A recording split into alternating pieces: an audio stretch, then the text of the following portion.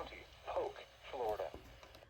National Weather Service in Ruston has issued a tornado warning for north central Polk County and central Florida until 8:30 a.m. Eastern Daylight Time. At 8:03 a.m. Eastern Daylight Time, a severe thunderstorm capable of producing a tornado was located over January File Village, or near Auburndale, moving northeast at 40 miles per hour. Hazard, tornado. Source, radar indicated rotation.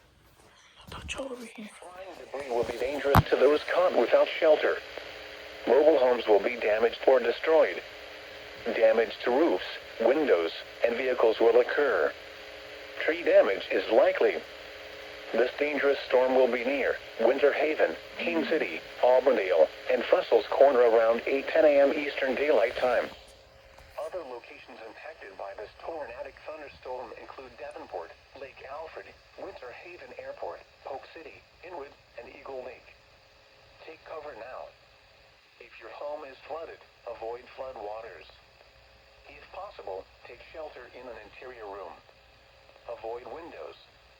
If you are outdoors, in a mobile home, or in a vehicle, move to the closest substantial shelter and protect yourself from flying debris.